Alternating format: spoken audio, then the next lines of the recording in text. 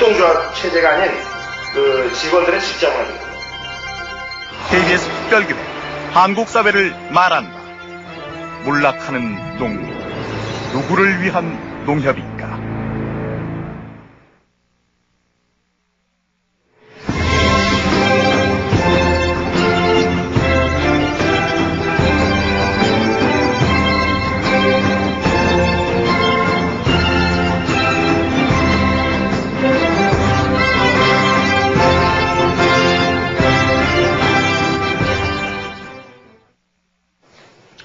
대통령 취임 1주년이 되셔가지고, 이렇게 제가 이렇게 뵙고 말씀드릴 수 있는 기회가 생겨서 저는 정말 기쁩니다. 그리고 이런 기회를 통해서 국민들이, 우리나라가 역사가 정말 바르게 가고 있는지 안 가고 있는지 궁금해 하는데, 그런 궁금증이 좀 많이 풀렸으면 좋겠습니다.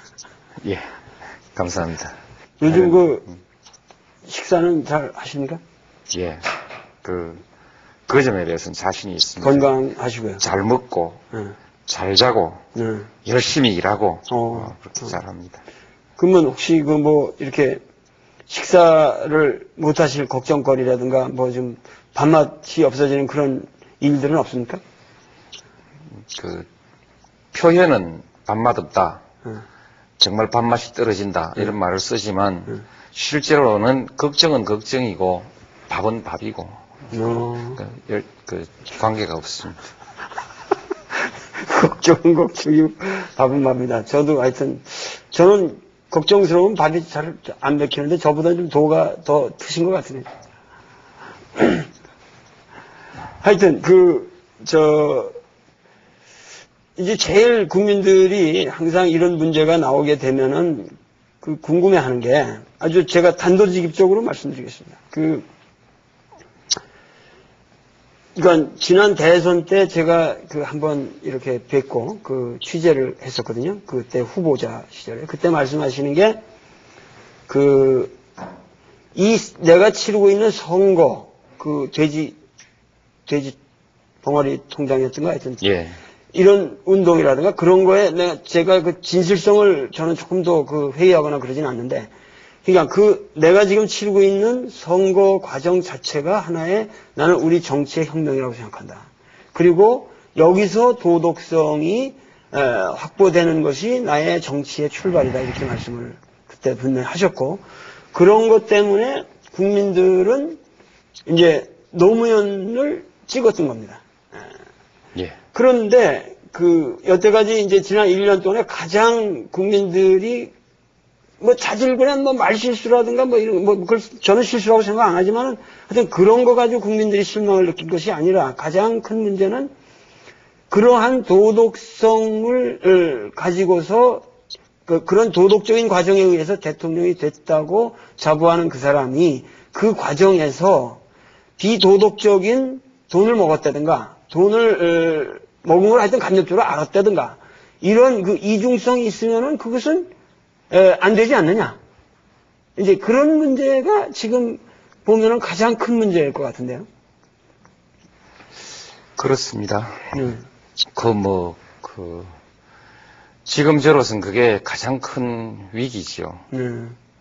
국민들은 불순물이 전혀 없는 완벽하게 깨끗한 물을 바라고 그렇게 이제 참여하고 그렇게 해줬습니다. 또 모든 국민들이 그것을 다 기준으로 한 것은 물론 아닙니다만 어쨌든 그랬습니다. 그랬는데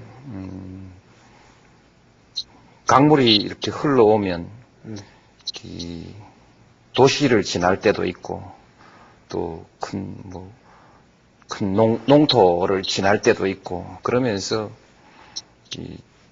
또 오염물질이 섞여 들어옵니다. 또 흐르면서 자정하고 또 섞여 들어오고 정치인의 역정도 그런 거 아닌가 싶습니다. 열심히 저로서도 순수한 상태나 깨끗한 상태를 유지하려고 나름대로 열심히 노력했습니다만 그러나 여기 오는 과정에서 변명으로 말씀드리면 좀 피하기 어려웠던 그런 과정들이 있었습니다. 대통령이 될 때까지 그 정치를 중단할 거냐, 계속할 거냐의 그 선택을 고민했던 때도 들어 있었지만 조금 더 가보자. 그래도 이렇게 해서 왔는데 어쨌든 그 문제에 관해서 제가 지금 할 수 있는 일은 제 스스로 결정하는 것이 아니라 국민들의 결정을 기다리는 수밖에 없습니다. 후보가 되고 나서 이 후보의 처지가 호랑이 등에 탄 사람 처지여서 내릴 수가 없습니다. 그렇고 지금 현재는 제가 어쨌든 큰 그 합성 버스에 운전대 타고 있습니다.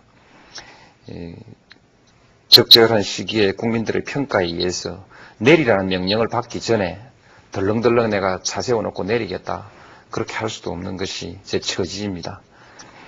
이번 총선을 거치면서 국민들의 뜻이 어디에 있는지 잘 판단하고 존중해서 처신하겠습니다.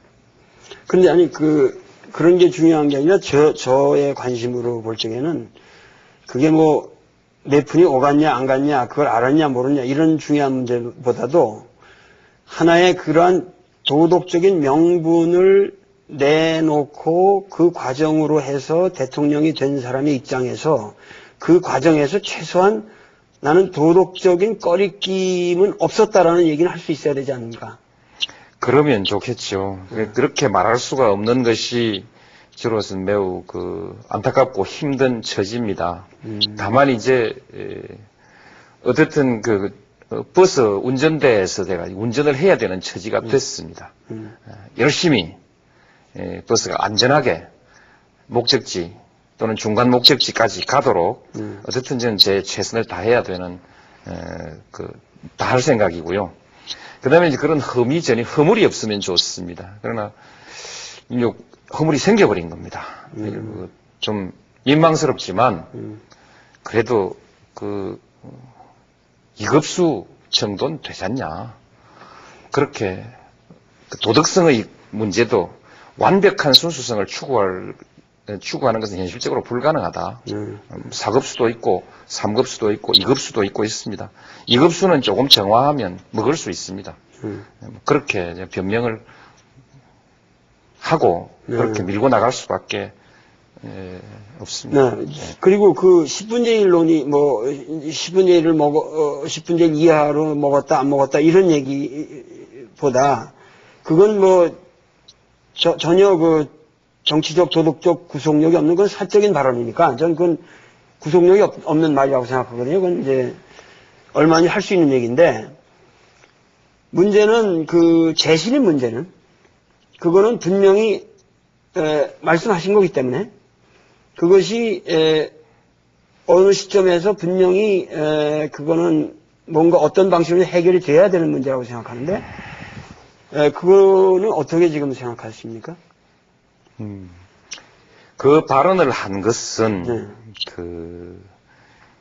책임을 져야 한다는 것입니다. 책임을 져야 한다.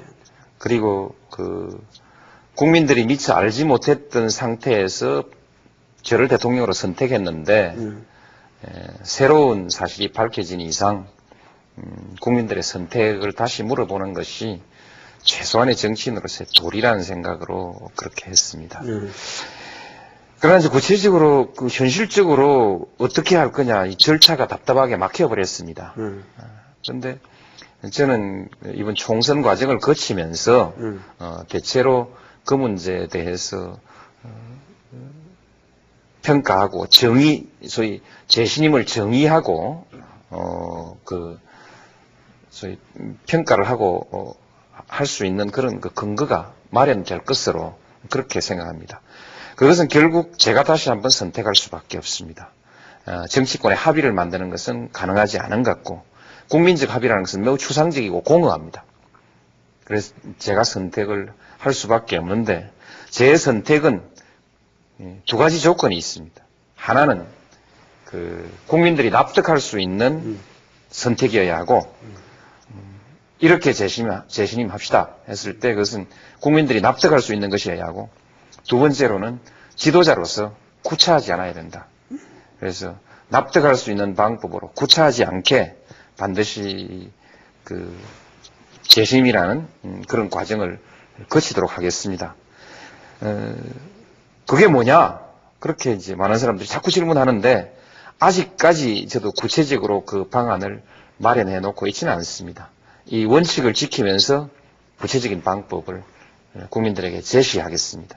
노 대통령님께서는 하여튼 그 민주에 대한 그 소신이 확실한 분이신데, 그거 자체가 상당히 그 국민들 사이에서는 이제 그 그러니까 그 논란의 대상이 될 수가 있는 거거든요. 무슨 얘기냐면은, 예를 들면은 과거에 제가 그 50일, 취임 50일 제가 그 인터뷰를 했을 적에도 나는 대통령으로서 그렇게 모든 일들에 내가 그만 개입한다고 하는 것 자체가 그것이 과거의 잘못된 대통령상의 연속이기 때문에 그 가치관을 나는 근본적으로 바꾸고 싶다. 그래서 제가 그것을 굉장히 훌륭한 무의지치라고 제가, 무의지치의 혁명이라고 제가 표현을 했습니다만은 국민들 입장에서 볼 때는 노무현의 무의지치는 그것은 무능력이고 오히려 그것은 하나의 방관에 불과한 거지. 그건 국민들이 볼 적에 국민으로서 우리를 리드해달라고 뽑아 주었으면 당연히 철저하게 리드할 면에서는 리드를 해야 되지 않느냐. 이것이 과연 이런 것이 무의지치냐 하고 국민들은 반론을 제기하거든요. 예. 할 것은 하고 안 할 것은 안 해야 됩니다. 그 다음에 안 할 것 중에서 또 그 두 가지가 좀 나누어집니다. 갈라서 봐야 합니다. 예를 들면 지난번 우리 대담할 때 내가 개입하지 않는다라는 것을 두 가지로 말씀드렸는데, 하나는 그 정당 운영에 대해서 과거처럼 총재로서 개입하지 않겠다. 말하자면 민주적 원칙이죠. 그 보수 정책. 예. 예. 그 다음에 검찰권의 운영이라든지 이런 그 운영에 관해서 독립성을 주겠다. 이런 그 민주적 원칙에 관한 것입니다. 하나는 기술적인 문제에 관한 것이죠. 기술적인 문제는 예를 들면 지금 이제 동계올림픽을 다음 동계올림픽 유치 운동을 또 할 텐데 우리가 유치 장소를 무주로 할 거냐, 전라북도 무주로 할 거냐, 강원도 평창으로 할 거냐, 이걸 자꾸 대통령들을 정해달라고 하는 겁니다. 근데 그것은 유치하는데 가장 유리해야 하고, 그 다음 유치하는데 기술적으로 가능하고 유리해야 하고, 또한 유치했을 표를 가장 많이 받을 수 있는 곳이어야 하지 않겠습니까? 그렇죠. 그 다음 대회 운영이 원활해야 하고, 대단히 기술적인 문제이기 때문에 이것을 대통령이 정해버리면 일이 거꾸로 될 수가 있거든요. 그렇죠. 그런 것은 대통령이 개입하지 말아야 한다. 제가 울산 정차역을 만들어 달라고 했을 때 고속전철, 내가 해드리겠습니다 라고 그렇게 표현하기보다는 반드시 됩니다 라고 표현했습니다. 왜냐하면 그것도 사업인데 국민에게 편익을 제공하기 위해서 철도를 만들고 또 철도는 철도청 그것을 통해서 수지를 맞춰야 합니다. 국민에게 편익을 제공하기 위해서도 100만 도시에 서야 하고 그 다음에 사업성이 있도록 하기 위해서도 100만 도시에 서야 하는 것이거든요.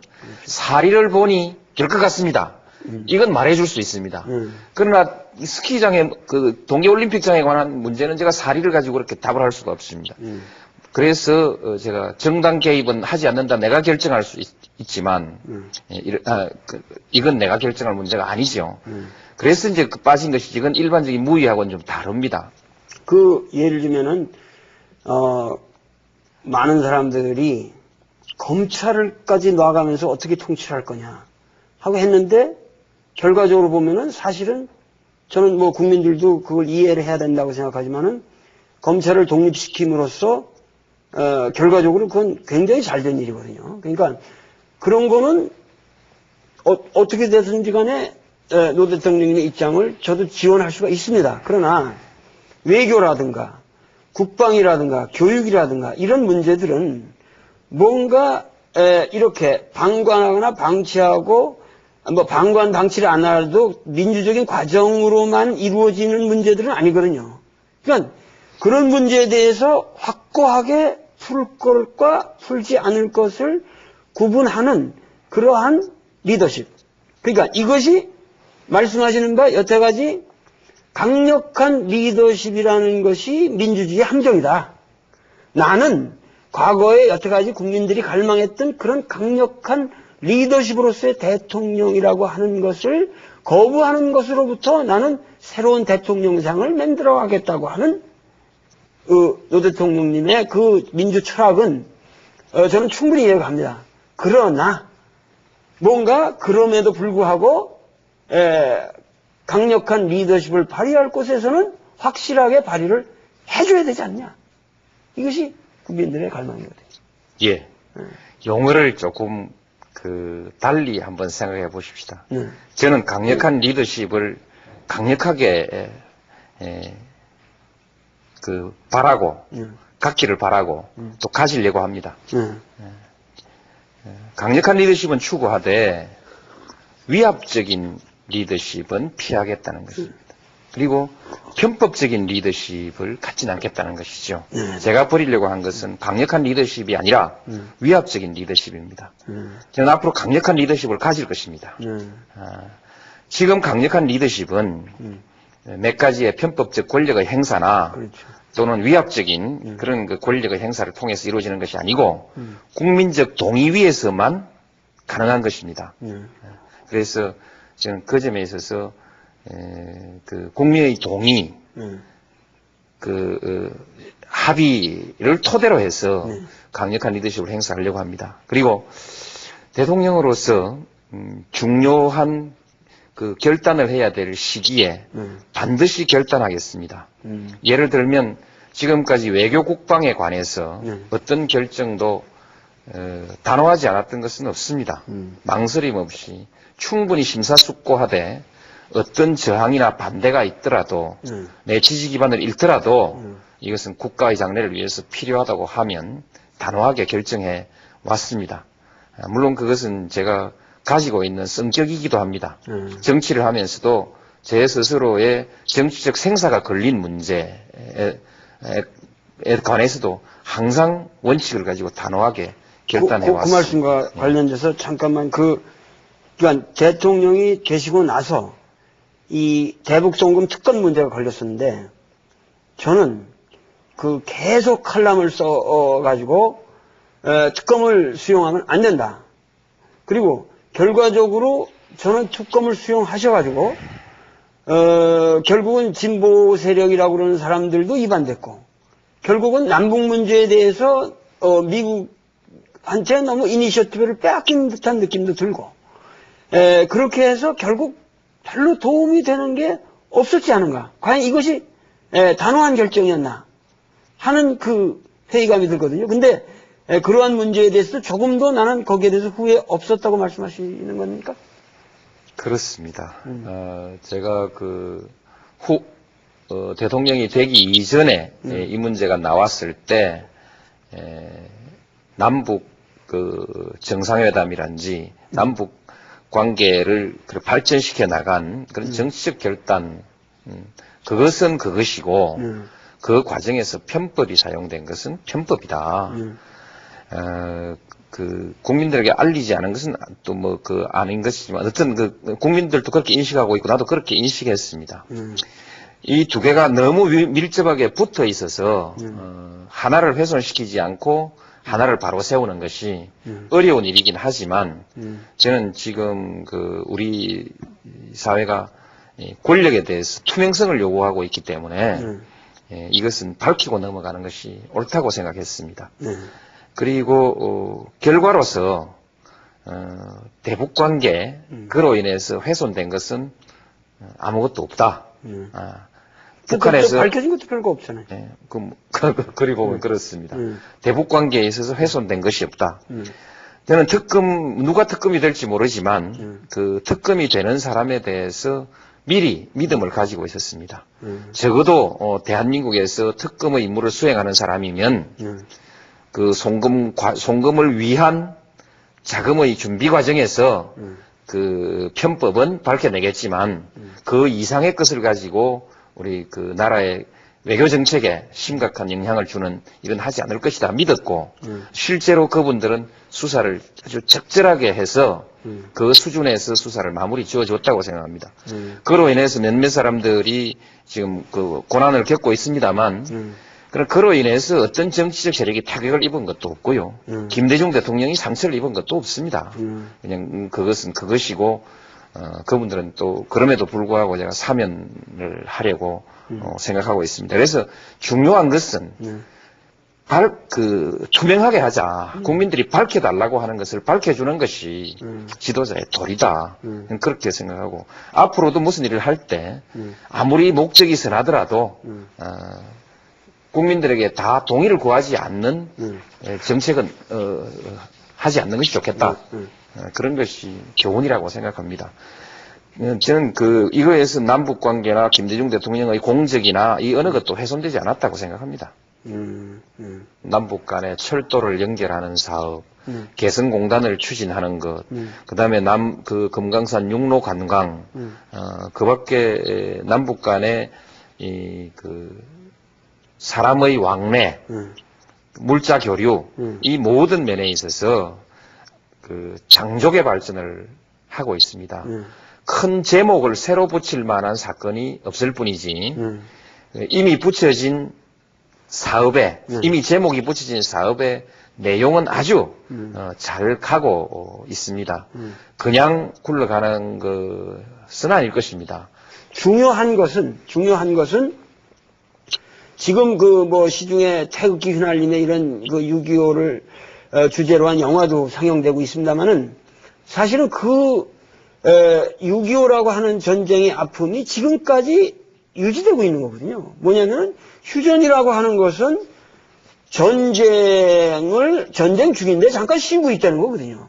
그러니까 지금 우리는 전쟁이 종료되지 않은 상태에 있단 말씀이죠. 그러니까 어떻게든 이거를 6.25라고 하는 전쟁을 공식적으로 이거는 종료를 시켜야 되지 않냐. 이것이 이제 평화협정이라는 문제인데 휴전협정을 평화협정은 최소한 이것만은 뭔가 돼야만, 물론 이것이 우리 능력으로만 되는 것은 아니지만 이런 것은 이루어져야만 뭔가 새로운 시대가 오는 것이 아니냐 하는 다들 생각이 있습니다만 여기서 어떻게 생각하십니까? 예. 국제 정세와 관계가 이제 변화해야지요. 네. 어떤 냉전 체제에서 세계 질서가 미국의 일극 체제 쪽으로 점점 기울어져 가고 있는 것이 사실입니다. 사실인데, 그러나 한편에 있어서는 동북아시아에 있어서의 대결과 긴장은 충분히 풀어낼 수 있는 가능성이 보입니다.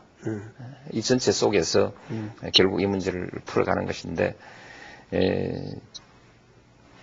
모든 것이 한 달에 한 건씩 또는 1년에 한 건씩 한 발자국씩 가는 것은 아닙니다. 충분히 바닥에 여건이 조성되고 무르익어 가다가 어느 때 변화가 나타날 때에는 순간에 나타나는 것이거든요. 그렇죠. 그래서 남북 관계의 변화도 지금 여러 가지 여건이 조성돼 가고 있습니다. 그래서 어느 순간에 과거에 베를린의 장벽이 무너지듯이 어느 순간에 소위 주한미군에 관한 문제가 우리의 부담이 되지 않는 관계, 주한미군의 남북의 이 대치 상태가 평화체제로 전환하는 문제, 따라서 주한미군의 의미가 지금과는 아주 달라지는 그런 변화, 이런 것들이 아주 빠른 시일에 또 한 단계 정리가 되고, 그러면서 또 몇 년씩 또 제자리 걸음하고 이렇게 변화해 간다고 생각합니다. 어쨌든 전체적으로 저는 낙관하고 있습니다. 낙관하고 있고, 적어도 제 임기 동안에 상당한 부분 진전이 있을 것으로 그렇게 기대하고 있습니다. 근데 최근에 그 이현재 그 경제부총리를 아주 힘쓰게 뭐 이렇게 모셔다가 입각시키셨다고 그런 인상을 받았는데, 그분을 이렇게 모셔와야만 되는, 꼭 그 사람을 모셔와야 되는 어떤 필연성이 있었는지, 그리고 그것이 우리 경제 활성화 방안에 어떠한 노 대통령의 그러한 어떠한 경제적 비전과 합치되기 때문에 그래서 그런 건지, 이 과거 그야말로 우리가 지금 당면한 문제는 박정희 시대의 어떠한 경제 개발 모델은 넘어서는 어떤 새로운 모델이 나와야 되지 않냐 하는 것은 대체적인 공감이 있는 것 같은데, 이런 문제에 대해서 한번 좀 말씀해 주시죠.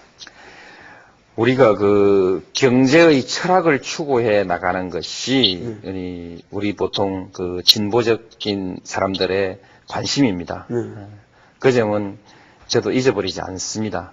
그러나 어떤 철학도 위기를 관리하지 못하면 실현될 수가 없습니다. 경제에 있으면 반드시 위기를 관리해줘야 하고, 그 다음에 그 일상적으로 나타나는 경기 관리를 잘 해줘야 됩니다. 경기 관리를 잘 못하면 그것이 위기로 발전될 수 있기 때문에 그렇습니다. 지금은 경제가 위기는 아닙니다만 몇 가지 그 어려움을 극복해서 위기로 발전하는 것을 막아야 되는 준 위기 관리적인 그 상황이 있습니다. 그래서 이것을 잘하는 것이 첫째이고, 그 다음에 이제 그 전체의 경제에 있어서 분배를 결정하는 그 몫이 있습니다만, 전체적으로 봐서 오늘날 전 세계가 공통으로 분배를 결정하는 정책의 몫은 오히려 적은 몫이고 작은 부분이고, 위기를 관리한다든지 장기적으로 경제의 성장 잠재력을 확충한다든지, 그것이 될 수 있는 시장의 시스템을 정비해서 시장을 아주 공정하고 자유로운 경쟁이 되는 건강한 시장으로 만든다든지 하는 이런 것이 훨씬 더 중요한 것입니다. 중요한 것이고, 그런 것이기 때문에 지금은 그 이현재 장관처럼 위기를 한번 겪어보기도 하고, 경제를 관리해본 경험이 있는 사람이 이 위기를 관리해 주는 것이 적절하고, 또 다른 사람이 할 수 있다 할지라도, 더 잘할 사람이 있다 할지라도 국민들이 믿어줘야 합니다. 국민들이 안심하는 것은 중요한데, 제가 헛소리 한마디 하지요. 관리하라고 하면 저도 관리할 실력이 있습니다. 그러나 제가 경기를 관리하고 위기를 관리하겠다고 하면 국민들이 아마 굉장히 불안해할 겁니다. 그 실력도 불안해하고 정치적 목적에 의해서 무슨 짓을 할지 하는 불안도 있을 것이고, 그렇기 때문에 그 점에 관해서 신뢰를 가진 관리자, 이제 그런 측면에서 이현재 부총리가 아주 실제로나 또는 신뢰의 면에서나 적절하다는 여러 사람들의 의견이 있어서 그렇게 받아들인 것이고 잘 될 것으로 봅니다. 근데 과거에는 국가가 이제 박정희 모델이라는 결국 국가가 기업을 리드했단 말이에요. 그래서 이제 국가가 알아서 뭐 기간 산업도 해주고 인프라도 깔아주고 뭐 이렇게 해왔고, 그런데 지금은 이제 그것이 뭔가 기업 자체가 이미 국제적인 경쟁력을 갖춘 기업들이기 때문에 그야말로 이렇게 어마어마한 돈을 정치에다가 헌납하고 그러니까 국내 이런 정치 상황이 아니라면 뭔가 자기들이 알아서 이제는 뭔가 우리 국가의 운명을 개척해 나가는 하나의 선두에 서서 뭔가 자기들이 스스로 뭐를 하나 해 나가야 할 거라고 생각하는데, 그러니까 우리 국민들의 지금 바람이라고 하는 것은 지금 진행되고 있는 정치 개혁이 얼마 빨리 이게 단축되면 단축될수록 좋고, 단축을 원하는 것은 그것이 어떻게 하면 합리적인 기업 운영과 매치가 돼서 국부를 증대할 수 있는 나라가 되느냐, 이게 지금 국민들의 지금 관심이 아니겠습니까? 근데 우리 노 대통령님은 너무 정치에만 관심이 있어가지고 좀 경제는 좀 약한 사람 아니냐, 뭐 이렇게 좀 보는 시각도 있지 않을까. 어제 KBS에서 아주 유명한 경제학자 한 분을 모셔가지고 네. 이런 대담 한번 시켜주시면 네. 경제를 적어도 대통령으로서 네. 경제를 관리할 만한 능력이 있는지 없는지 네. 어느 정도는 증명이 되지 않겠습니까? 그런 기회를 한번 주시면 좋겠네요. 그런 불안은 제가 좀 해소시켜 드릴 수 있다고 생각을 합니다. 그리고 이제 국가 역할에 관해서 옛날에는 국가가 선수를 키우고 기술도 가르치고 필요하면 미천까지 대줘서 그렇게 경쟁을 시켰습니다. 그게 이제 소위 국가주도 경제라고 하기도 하고 또는 관치 경제라고 얘기하기도 했습니다. 지금은 그렇게 하지 않습니다. 각자의 실력대로 합니다. 그런데 각자 실력대로 하는데 독점이 발생하면은 실력대로가 아니고 공정한 경쟁이 무너져 버리기 때문에 게임이 안 되거든요. 공정한 경쟁, 자유로운 경쟁의 틀이 있어야 그야말로 실력 있는 사람들이 실력이 향상되거든요. 그래서 이 시장의 기본 룰이 깨지는 것은 반드시 막아줘야 합니다. 막아주고. 그래서 저희들 학자들은 시장의 한계 또는 시장의 실패를 얘기하는데 아주 전형적인 예를 하나 들죠. 카드 회사가 카드를 신용조사도 하지 않고 길거리에서 마구 팔았습니다. 수당까지 줘가면서 경품까지 줘가면서 마구 팔았는데 그 결과가 지금 오늘 신용불량자 대량 생산이라는 결과로 나왔지 않습니까? 이 시장의 실패를 의미하는 것이거든요. 이런 것을 정부가 잡아줘야 합니다. 그래서 공정한 게임이 될 수 있는 시장, 그리고 시장이 지속적으로 유지될 수 있는 토대, 이것을 정부가 관리하지 않으면 큰일 나고요. 그럼 시장에서 낙오해가지고 시장에서 진 것이 인생에서 지는 것이 되면 곤란하다는 것이죠. 인생에서 파멸이 되면 곤란하다. 그래서 결국 시장에서 실패한 사회적 약자가 다시 재기해서 시장에 복귀할 수 있도록 정부가 프로그램을 마련해 주는 것, 하지 않으면 사회가 붕괴합니다. 그래서 시장을 바치고 사회를 바치고 마지막에는 개인이 시장에까지 갈 수 없고 스스로 생존조차 유지할 수 없는 이런 상황에 왔을 때 한 개인의 한계 상황에 있는 이 생존을 바쳐주는 것, 이런 것이 이제 국가가 할 일이죠. 근데 이런 얘기가 국민들에게는 조금 공허하게 들리는 것인데, 왜냐하면은 제가 그 동네 목욕탕을 자주 가보면은 거기 이렇게 공장 하시는 분들, 이런 분들이 참 많아요. 근데 오히려 대기업 하는 사람들하고 만나서 얘기하면 그건 차원이 다릅니다. 그러나 우리나라 서민들이나 이런 일반 최소한 중소기업을 하는 분들은 하나같이 대한민국은 규제가 많고 뭔가 상납하는 게 너무 많아가지고, 그리고 괴로움을 당하는 게 너무 많아가지고 정말 장사해먹기 힘들다는 거예요. 공장 운영하기 어렵고.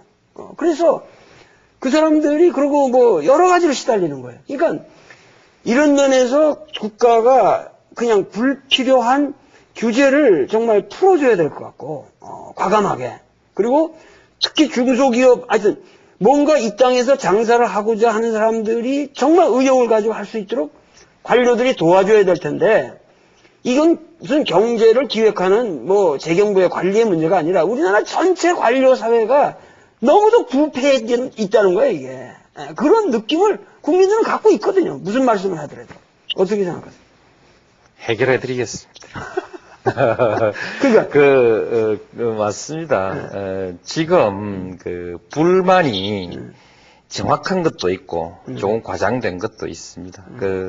기업은 잘해야지만 그러나 또한 소중한 다른 가치, 조금 전에 말씀하셨듯이 인권, 개인의 정보, 자연, 생태계, 등등 보호할 건 보호하면서 가야 하기 때문에 어떤 규제는 우리가 반드시 감수해야 그렇죠. 하고, 그 외 규제 중에 공무원들이 흔히 말하듯이 끌바를 잡는 습관이 있어가지고 되는 것도 안 된다 하고, 또 되는 길을 찾으려고 노력하지 않고 어쨌든 감사에 안 걸리도록 면피하려고 하고, 이런 것이 이제 우리 국민들에게 굉장히 불편합니다. 기업하는 사람들에게.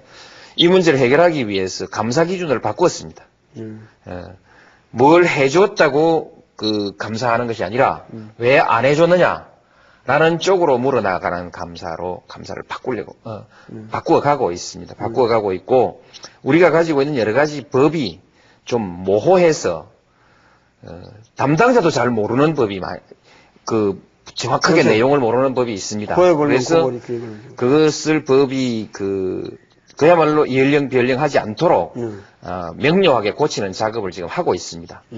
그다음 규제 자체도 문제지만 규제가 있는데 규제가 있을 때 그 규제를 통과하는데 너무 많은 시간과 비용이 쓰인다는 겁니다. 그래서 규제를 빨리 통과할 수 있게 그래서 시간을 단축하도록 서비스를 최대한 확보해 나가는 이런 일들을 지금 아주 체계적으로 본격적으로 해 나가고 있습니다. 해서 풀릴 것이고요. 그 다음에 이제 좀 투명치 않은 거 있지 않습니까? 투명치 않은 것 그것이 큰 문제인데 어떻든 지금 정치에서 자금의 문제가 많이 투명해지지 않겠습니까? 총선 지나고 나면 총선 때부터 지나고 나면 많이 투명해지지 않겠습니까? 이후 기업과 정치의 관계가 유착 관계에서 이젠 정상적이고 합리적인 협력 관계로 바뀌지 않겠습니까? 바뀔 것이고 그러면 기업이 할 일은 투명하게 할 수밖에 없습니다. 이제 투명하게 하고 이렇게 달라질 것만 같은 징조가 지금 나타나고 있지 않습니까?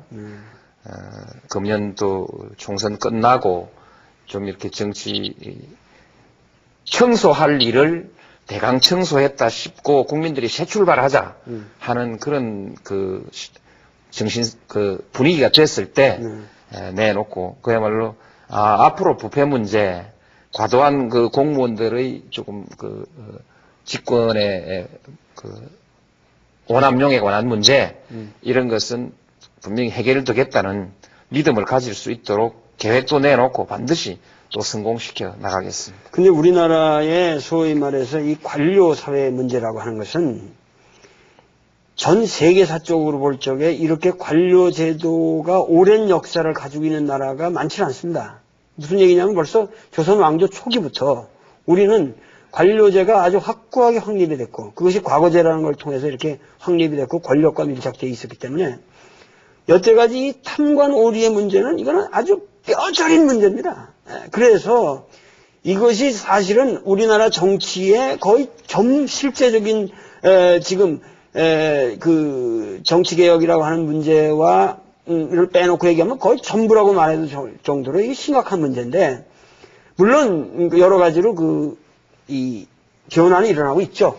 과거에 비하면 상당히 관청에 가도 기분이 좋은 그런 분위기가 있는데 문제는 이게 뭐냐면은 어떠한 국가의 중요한 문제들을 놓고 관리들이 정말 전념해서 거기에 자기들이 헌신할 수 있는 그 환경과 체제가 돼 있어야 되는데 이것이 안 돼 있고 뭔가 이렇게 항상 뒷짐지고 있고 그렇기 때문에 지금 추진하시는 대로 무슨 주니어 보드를 만든다든가 태스크포스를 만드는 방식만 가지고 과연 관료 사회의 변화가 올 거냐 이런 우려들이 있거든요. 변화가 일어나고 있습니다. 변화가 혁명적 수준으로 일어나고 있습니다. 그런데 혁명보다 개벽을 좋아하시기 때문에 지금 천지 개벽이 일어나고 있습니다. 관료 사회에 큰 변화가 일어나고 있습니다. 지금 검찰의 변화를 보시면 이게 이렇게 변할 수도 있구나. 그렇죠. 생각할 수 있듯이 관료 사회 전반에 관해 공무원 사회 전반에 그에 준하는 변화가 일어나고 있습니다. 그리고 우리 한국 사람들은 해낼 수 있습니다. 오랜 그런 인습을 가지고 오랜 과거의 전통과 인습이 발목을 잡고 있는 것은 사실이지만 한국 사람이 변화를 이루어내는 속도는 그렇죠. 또한 세계적이지 않습니까?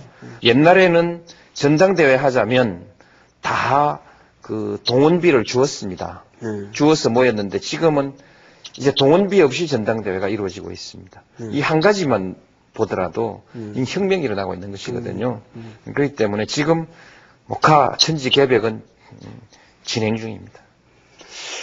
이런 문제랑 관련해서 그 우리 사회의 그 가장 큰 문제가 이게 교육 문제인데 그 많은 학부형들이 자식들을 우리나라 학교에 못 보내고 외국으로 보내고 있고 그것이 뭐냐면 이 공교육의 이런 피폐화라든가 그리고 여러 가지로 지금 이제 평준화 문제 이런 것들이 걸리는데 이게 저는 그 교육개혁이라는 걸 아무리 고민해봐도 이렇게 해도 걸리고 저렇게 해도 꼭 걸리는 문제들이 있어요. 그런데 이런 문제에 관련해서 어떠한 입장을 가지고 계신지. 평준화만 가지고 결론부터 말씀드리면 당분간 유지해 가는 것이 좋다. 그러나 부분적으로 예외를 인정함으로써 세계적 수준의 경쟁력을 가지는 사람이 그 높은 수준의 교육과 연구를 할 수 있게 또 열어줄 필요도 있다. 그렇습니다. 일단 그렇게 말씀을 드리고요. 오히려 교육개혁에서 가장 제가 중요하다고 생각하는 것은 학교가 자율화돼야 합니다. 여기에 그 학교 선생님, 학부모, 지역사회, 또 고등학교 정도 되면 학생까지 이렇게 해서 중앙정부의 정책을 그저 받아 베끼는 것이 아니라 거기서 자율 속에서 창의적인 다양한 교육의 실험이 이루어져야 합니다.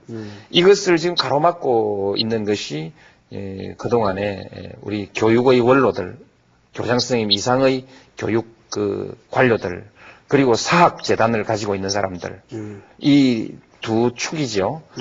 학교 자율화를 막고 있습니다. 왜냐하면 재단은 학교를 통제하고 싶어 하죠. 학부모의 개입을 싫어하고요. 지금 교장 선생님 좀 되신 분들은 역시 학부모들과 교사의 발언권을 좋아하지 않습니다. 이것을 어떻게든 좀 설득해서 학교 자율화, 그 다음에 지방자치 자율화, 지방자치 강화, 교육자치의 강화, 이런 방향이 또 하나의 그 교육계획의 한 축이 되어야 합니다. 근데 그 가장 중요한 거는 교육에 관한 문제에 있어서는 우리나라의 교육을 뜯어먹고 사는 사람들이 너무 많아요. 그 무슨 얘기냐면 교육 관계 공무원도 너무 많고 어디 가면 장학사, 교육과 뭐 무슨 교육청 해가지고 어마어마하게 많아요. 그러니까 이런 거를 한 반쯤 줄여가지고 무슨 경제부서로 돌리든가 뭔가 이 교육개혁을 하려고 그러면 거기에 그 학생 머리부터 발끝까지 몽졸이 이게 이권이래요. 그 뭐 이권이 뭐 몇 조억이 걸려 있다는데. 그러니까 이런 것이 사실 문제거든요. 그러니까는 교육 문제에 관한 한은 사실은 어떠한 뭐 예를 들면은 공교육을 강화시키기 위해서 이제 내신 성적의 비율을 증대시켜야 된다는 방향에서 점진적으로 노력을 해야 된다든가. 그래서 이제 교사들의 권위를 높여주고 그리고 대학 입시를 자율화시켜야 된다. 그러면 사실은 우리가 중고등학교, 국민학교, 중고등학교까지는 국가가 이걸 방임할 수는 없습니다. 그 자율이라고 해서 어느 정도 통제를 해야만 나라꼴이 되거든요. 그러나 대학 같은 건 말이죠. 거의 교육부에서 그건 놔야 된다고. 그러니까 이런 것들이 너무 그 그러니까 교육 뷰로크라시가 너무 비대해가지고. 그것이 과거부터 독재 정권의 뭐 일제시대부터 사범학교 이런 전통으로 해서 쭉 내려오는 거기 때문에 이거를 어떻게 해결하지 않는 한 나는 교육개혁이라는 건 그건 뭐 헛소리다 이런 생각이 들거든요. 저도 대통령을 마치고 나면 우리 김용옥 선생처럼 좀 자유롭게 말할 수 있는 직업을 가지게 될 거라는 희망을 가지고 있습니다. 좋은 점을 지적하셨습니다. 교육 관료주의인데 이것이 이제 그 미국의 각주, 특히 시카고 교육 개혁 같은 그 사례를 보면 그것으로 인해서 교육이 깡그리 망해버려 가지고 학교를 민간에게 불하라 하는 수준까지 나왔습니다. 그 수준에서야 비로소 새로운 그 실험적 교육 개혁이 일어났습니다. 왜 실험이라고 하냐? 중앙정부에서 만들어 놓은 그 정책에 따라서가 아니라 각 학교마다 따로따로 500수십 개의 학교가 따로따로 그 새로운 교육 실험을 했죠. 그때 이제 만들어진 학교 자치 이런 것이 상당히 미국 교육의 그 발전에 큰 영향을 끼치고 있습니다. 그러면서 최저 기준은 역시 중앙정부가 관리하고 있습니다. 그런데 지금 그때 참여했던 학부모, 교사, 지역사회 이 주체의 소위 자치와 자율의 새로운 실험이 오늘날 일반적으로 민주주의에 소위 민주적 실험주의라는 이름으로 민주주의의 방식에 이 방식을 도입해보자. 그렇게 할 만큼 우리 사회 변화에까지 큰 그 기초를 제공하고 있습니다. 우리 교육도 이제 그 수준까지 왔지 않나. 그래서 거기 완전히 위기에 몰렸을 때 그때 이 새로운 창조가 일어나는 것이거든요. 지금 새로운 창조가 지금 이제 막 터져 나오려고 하는 시점에 있습니다. 지금쯤 이제 저 얘기가 점점 재밌어져 가는데 뭘 시간이 너무 흘러가고 있군요. 근데 결국은 노 대통령 그러면은 우리 사회에서 지금 가장 문제가 되는 게 여태까지 그 지지 기반이 그 세대 간의 느낌으로 왔거든요. 그러니까 과거 예를 들면 김대중 대통령이다 그러면 명백하게 그건 지역 기반이었단 말이에요. 그 지지 기반이라는 게. 그러니까 지역 기반이라면 불변이죠. 그러나 세대라고 하는 거는 이거는 상당히 추상적인 가치를 놓고 지지를 하는 거기 때문에 굉장히 이게 그 가변적이라고도 볼 수 있는 건데 늙은 사람들이 한국 젊은이들을 볼 적에는 뭔가 건방지고 뭔가 참을성도 없고 이렇게 과격하기만 하고 버릇없고 이런 걸로 보이지만 또 그 젊은 사람들이 노인들을 기존 세대들 볼 때는 이 사람들은 전혀 시대 감각이 없는 사람들이고 근본적으로 본받을 대상이 아니라는 거예요. 그런 세대적 갈등이 분명히 있습니다. 그런데 많은 사람들이 노 대통령은 그런 이건 좀 너무 심한 표현일지 모르지만 그 버릇없는 젊은이 쪽에 가까운 사람이다. 이런 이미지들을 갖고 있거든요. 예. 근데 그리고 지난번에도 리멤버 1, 2군가 이런 데도 참석하시고 이런 걸 봐도 뭔가 이분이 너무 우리나라를 이분법적으로 젊은이라든가 네티즌이라든가 진보를 자처하는 사람들과에만 보조를 해서 나라를 가려고 하는 사람이 아니냐. 이런 정도의 틀 가지고 국정을 운영하겠냐 하는 그런 우려가 많거든요. 어떻게 생각하십니까? 나는 우리 김용옥 선생은 모든 방면에 대해서 상황을 다 알고 있을 거라고 생각했는데 지금 그 말씀에 관해서는 조금 아닌 것 같다 이런 생각이 들거든요. 그 세대 간 갈등이 있는 것은 사실입니다. 그러나 그것이 실제로 양쪽으로 쫙 갈라져서 아주 상당히 대결적으로 이렇게 갈등을 일으키는 것은 아니라고 봅니다. 선거로 나타난 결과로 보면요. 투표 결과를 보면 제가 50대 이상에서도 46%, 50대 이상에서도 약 제가 지긴 졌지만 10대 빵이거나 8대 2 이런 것이 아니고 46 정도로 졌거든요. 46 정도로 졌기 때문에 실제로 투표 성향을 보면 젊은 사람들도 이해창 후보 찍은 사람이 많고요. 연세 많은 사람들도 제 찍은 사람 많습니다.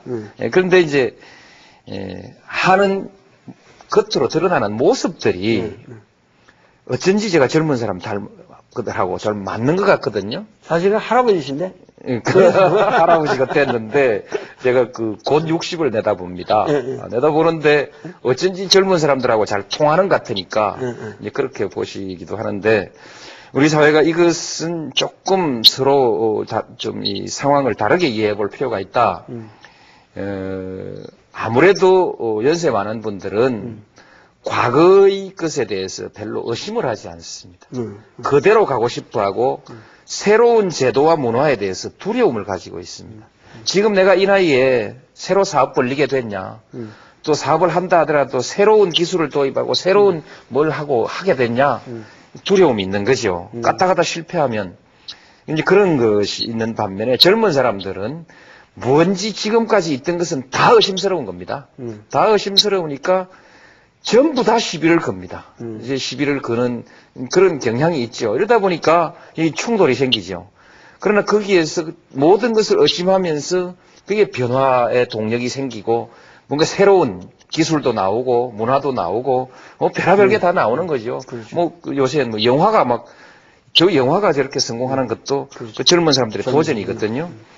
현재 지금은 변화의 시대입니다. 빠른 변화의 시대이기 때문에 대통령이 이런 변화를 나이는 젊지 않지만 뭐 적어도 어리진 않지만 이런 젊은 사람들과 변화를 호흡해가면서 우리가 가지고 있던 기존의 질서, 제도 이런 것에 대해서 하나하나 의문을 제기하면서 이거 왜 이렇게 해야 돼? 바꾸면 안 돼? 가장 효율적인가? 더 효율적인 방법 없는가? 끊임없이 문제 제기를 해가면서 사회를 변화시켜 나가고 있다. 지금 공무원 사회가 뷰로크라시를 말씀하셨습니다만 이분들이 젊은 분들도 조직 자체가 소위 말하자면 보수적이거든요. 내려온 전통, 내려온 기득권, 그렇죠. 이거 갖고 꽉 변하지 않고 있단 말이죠. 여기 대통령이 딱 선두에 서서 이거 왜 이런 방법으로 합니까? 이 문제 하나만 해결할 것이 아니라 이 문제 바닥에 깔려 있는 시스템의 문제가 근본적으로 잘못되어 있는 거 아닙니까? 그래서 이 문제 하나만 해결하지 말고 시스템 전체를 다시 한번 점검합시다. 이렇게 지금 가고 있거든요.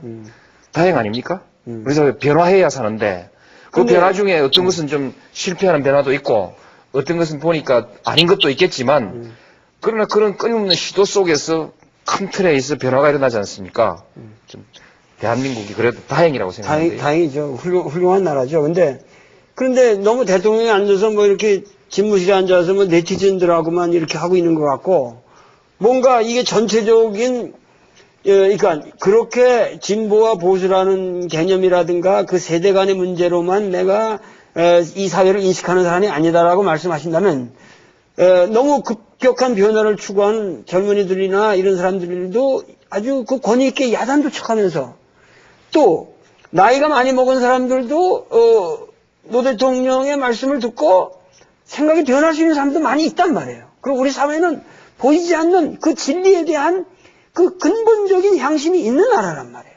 그러니까 그런 걸 전체적으로 아울러서 이렇게 좀 뭔가 권위 있게 그들에게 설득을 하는 모습을 안 보이고 너무 젊게만 보이려고 한다라는 이제 그런 인상이 있는 거죠. 그러나 뭐 그거는 지금 말씀하신 대로 우리는 변혁의 시대에 살고 있기 때문에 누가 더 변혁에 같이 긍정적으로 따라오냐에 따라서 나는 살 수밖에 없다. 기자는 비판을 문제를 찾고 또 문제를 제기하고 또 비판을 하고 이 직업이죠. 우리 김용옥 선생 기자 하시더니 자꾸 그렇게 보시거든요. 한번 생각해 보십시오. 제가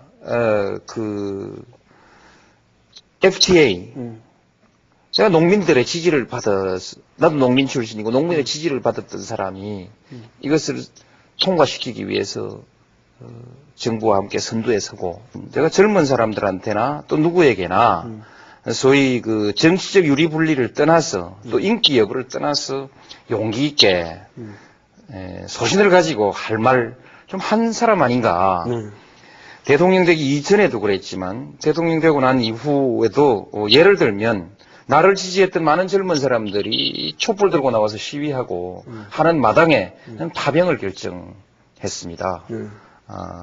주한미군 철수론이 있을 때도 제가 단호히 그건 아니다. 그렇게 해서는 안 된다라고 말했고 또 많은 노동자들이 어려움을 겪고 있기 때문에 내가 무슨 말을 하면은 그것을 이성적으로 받아들이기보다는 감정적으로 받아들일 수밖에 없는 상황임에도 불구하고 내가 지금 상황에서 노동자들은 좀 절제해야 된다. 음. 이렇게 말하고 하기 어려운 얘기들을 단호하게 하면서 갔거든요. 그러니까 그런 점에서는 제가 정치를 하면서 눈치를 보거나 그렇게 하지는 않습니다. 제가 노동운동이든 일반 시민사회 운동이든 하는 지도자들을 만났을 때 꼭 하는 소리가 있습니다. 지도자로서 가장 중요한 덕목은 불리하고 어렵더라도 구성원들에게 진실을 말해줄 수 있는 용기, 그것이 꼭 필요하다. 거기에서부터 출발해야 된다. 우리가 지금 분명하게 불리하고 밀리고 있고 또 잘못되고 있는데 우리 주장이 잘못됐는데 그것을 말하면 반발 생길까봐 말하지 못해서 그냥 우물우물 떠밀려가는 많은 지도자들이 있습니다. 이것이 가장 위험하다고 생각하기 때문에 저는 이것을 그야말로 철학 내 소신으로 생각하고 이건 정말 안 하려고 하는 일입니다. 우리나라 역사에 있어서 아마 젊은 문화를 본격적으로 최초로 인정하고 거기서 가치를 발견하고 그것을 하나의 우리 사회의 중요한 정치 세력으로까지 인정해 주신 것은 상당히 획기적인 거라고 저도 생각합니다. 그러나 국민들의 바람은 대통령은 소위 말해서 대통령 되기까지에는 항상 그런 편가르기적인 사고가 필요할지도 모르겠으나 대통령이 되고 나서 국정을 하는 사람의 입장에서는 뭔가 철저하게 보편적인 냉철한 논리를 가지고 전 국민을 상대로 모든 사고를 해야 된다 하는 것만은 제가 확실히 한번 주문을 해놓고 넘어가겠습니다. 넘어가지 마시고요. 네. 그걸 제가 꼭 따져야겠어요. 가랑비에 옷 젖는다고요. 그리고 이 권투하는 사람들 잽에 골병 든다고 끊임없이 똑같은 방향의 잽을 제가 맞고 있고 많은 사람들은 그 가랑비를 맞아가지고 제가 실제로 편가르기를 하는 것처럼 그렇게 이제 인식하고 있습니다. 조금 전에 우리 김 선생도 마찬가지거든요. 요 앞 제목에서 나는 편가르기를 하지도 않고 세대 갈등도 인정하지 않는다. 분명히 말씀드렸는데 금방 먹으시고 지금 또 하는데 다시 강조하겠습니다. 제가 대통령이 되고 난 뒤에는 편을 가른 것이 아니라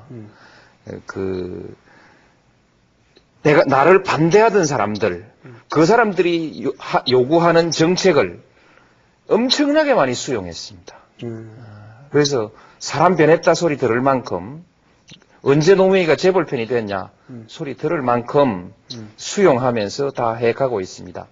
단지 왜 한나라당 사람 왜 반대편을 강요로 기용하지 않았느냐 뭐 이런 질문까지 하는 분들이 있는데 그것은 그렇지 않습니다. 그것은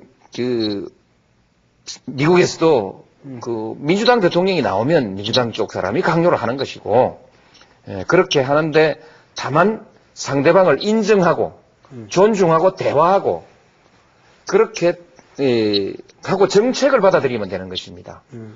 어떻게 내가 당선됐는데 한나라당 사람이 장관을 할 수 있습니까? 그거 아니라고 해서 인사가 편협하다.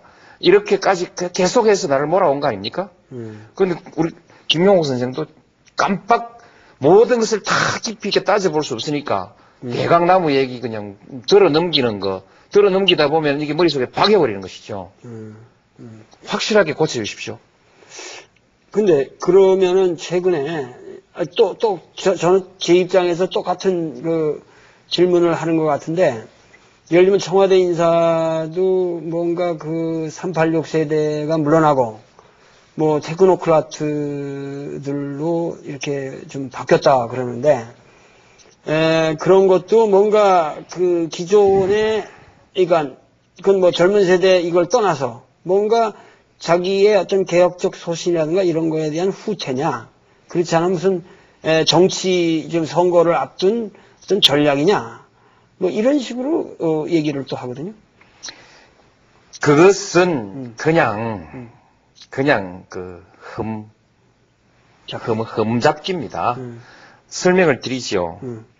대통령이 되고 한 1년쯤 가면 이제 그 정보 또는 그 접촉, 어떤 교류의 폭이 많이 넓어지지 않습니까?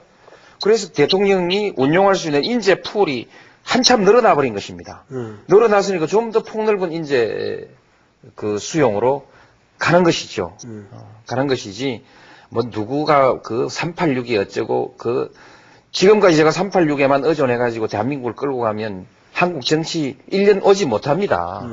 1년 올 수 없고, 그렇게, 자꾸 그렇게 보려고, 자꾸 편파적으로 갈라서 보려고 하는 사람 눈에 자꾸 그렇게 보이는 것이죠.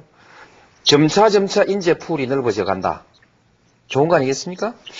근데 그 과거에 바보 노무현이 소리 들을 적에 그 바보 노무현이라고 하는 그것은 국민들이 결국 우직하게 자기 신념에 따라서 할 일을 하는 그 노무현이를 깊게 산 거거든요.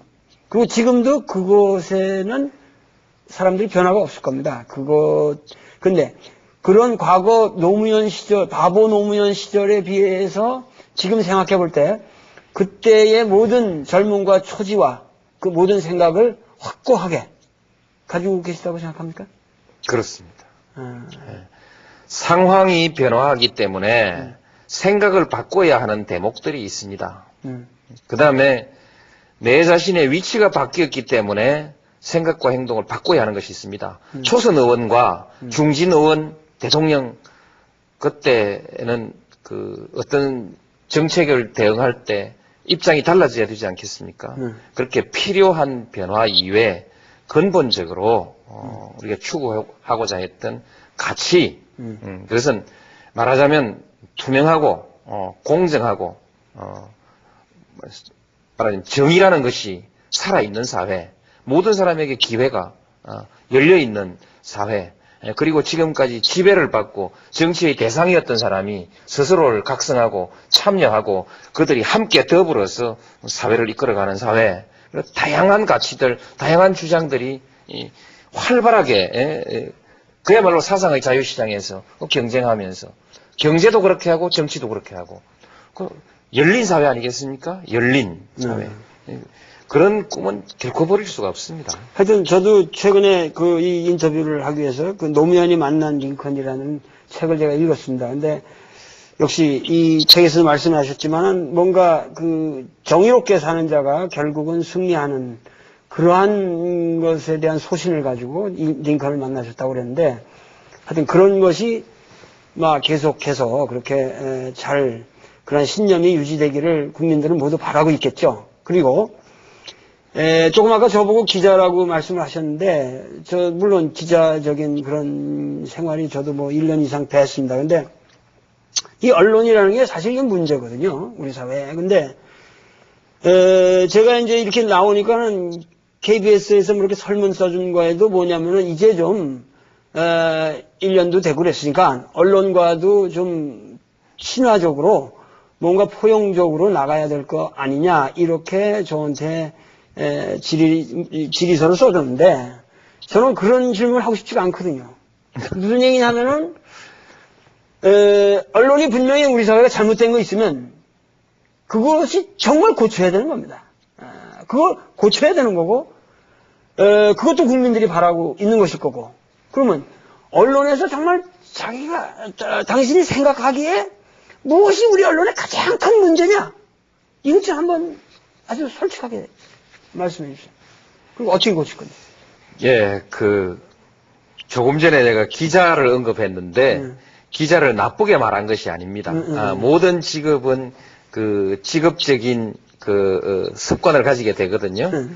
그건 또 비판이 있음으로써 우리 사회가 건강해지는 것이기 때문에 나쁘게 말한 것은 아닙니다. 혹시 오해 없으시기 바라고요.